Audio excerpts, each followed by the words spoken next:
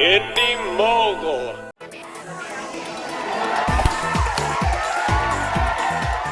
In brightest day, in blackest night, does Hal Jordan yield any box office might? You're watching Beyond the Trailers review of Green Lantern. Brightest day, blackest night, no evil shall escape my sight. Let those who worship evil's might beware my power. Green Lantern's light! For over 30 years, Superman and Batman have ruled supreme in Hollywood. In fact, while comic book movies are all the rage these days, Superman was the first superhero to fly off the page and onto the silver screen back in 1978. But with 2000's X-Men and 2002's Spider-Man, suddenly DC Comics wasn't the only game in town. And before long, DC found themselves in the shadow of Marvel Studios. And this is bigger than DC and Marvel because both are owned by heavyweight studios Warner Brothers and Disney, respectively. There's big money on the table, and while The Dark Knight took an enormous chunk of it, this summer Marvel has 3 movies coming out while DC has the 1. And just as Marvel's movies are all leading to next summer's The Avengers, DC's movies are trying to build toward a Justice League movie. But with Warner Brothers claiming that the superheroes in Justice League will be played by different actors than those portraying those same heroes in their individual franchises, well, the allure of a Justice League movie fades. However, even beyond casting, DC needs to see if those individual franchises are even viable in the first place, including the ones that are already established. Nolan claims next summer's The Dark Knight Rises is his final Batman movie, Superman is being rebooted again, Wonder Woman's TV show never made it past the pilot stage, and Green Lantern is on shaky footing. And why Green Lantern instead of the Flash movie audiences have been requesting for ages? Because DC's superstar writer Jeff Johns took an interest in Hal Jordan first, bringing him back from the dead in Green Lantern Rebirth, and then making him the star of several major storylines, including the company-wide crossover events Blackest Night and Brightest Day. In fact, lately the various Green Lantern titles have become some of DC's best-selling books, so naturally Hollywood felt this was the way to go in expanding their DC movie universe. But is the Green Lantern hitting theaters the same one that sells so many comic books? It's been a rough road, with Warner Brothers admittingly jumping the gun and releasing a disastrous trailer before all the special effects shots were finished.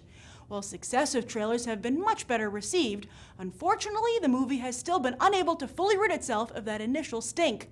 Will that stink keep audiences out of theaters? And will loyal fans champion this movie as Warner Brothers needs them to? Let's go find out. So I'm here with BTT Viewer Fred. Just came out of Green Lantern. How was it? I actually enjoyed it. So BTT Viewers are coming out in force today. We also have Tom and Chris. Hi. You guys are visiting from out of town, right? Yeah. Where are you from? Pittsburgh. Oh, cool. So what did you think of Green Lantern? It was very good. Awesome. It's actually pretty good. It was better than I thought it would be. It was marvelous. Oh, that's It was wonderful. marvelous. Oh, how ironic. I think you were... I think it was at least as good as Iron Man. I liked it better than Thor and X-Men. I rank it behind, be honest with you, X-Men, Thor, and then this one. How did you like Green Lantern? I enjoyed it. I liked it. Everybody's liking it today. Yeah, it was good. Why do you think it has such bad buzz? There's so many superhero movies around. I mean, when you compare them to other ones, I mean, I guess in a sense it's more of the same, but it's good. I think it's Marvel fanboy, anti-DC stuff going on because they don't want to see anything. Even like the New York Times Yeah, and stuff? they don't want to see anything overshadow their precious X-Men.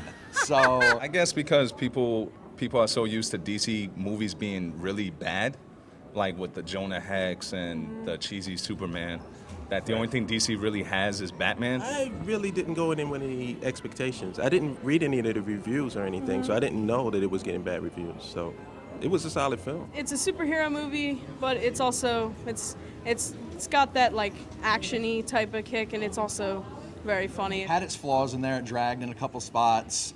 The villain Hector Hammond, I don't think he did enough to be truly. I mean, he was scary, but he didn't do enough. My only complaint was I thought the lead woman was too pretty.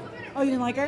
Yeah. No, she's just too pretty. I could never imagine her as a fire pilot. I didn't read the comics. I don't read comics, period. Oh, okay. Yeah, so All it wasn't like I was expecting anything or I didn't feel left out. I haven't read the comic in a long time, but it followed pretty much what I remembered.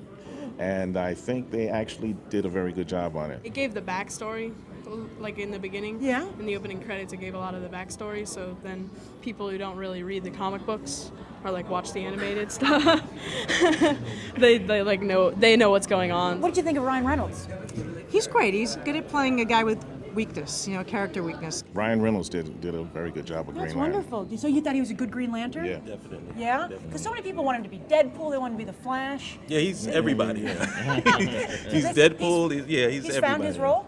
you Yeah, I think? think he should stick with this one though. I very rarely remember his name. Like I always just think of, that's Van Wilder. I never really think of that's his That's name. his de facto name. Right? It's kind of like, people from the Brady Bunch, you don't know their real Yeah. names. But now I'm starting to get his name a lot more easier now.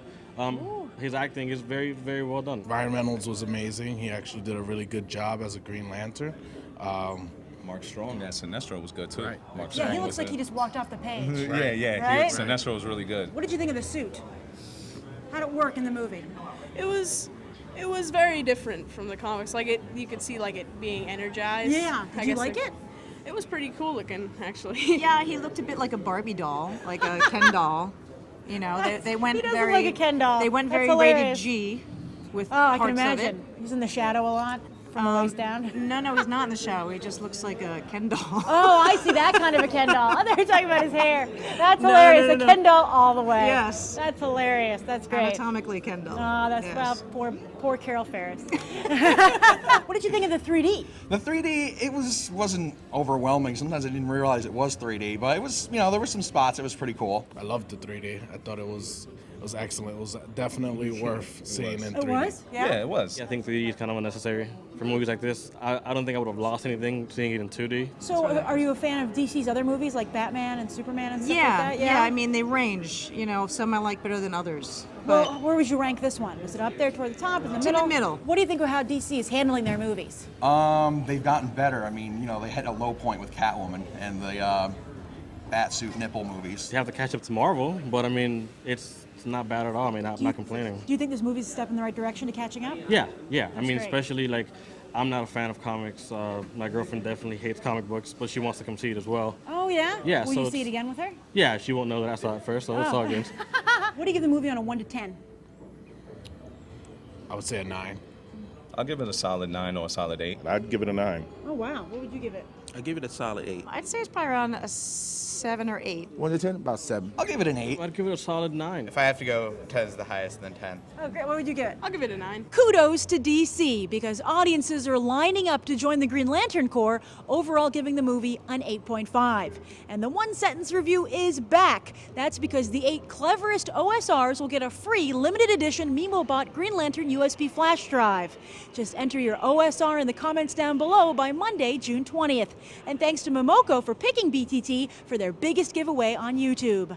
I'm Grace Randolph reporting from AMC Empire 25, and I hope you'll go beyond the trailer for these other top movies.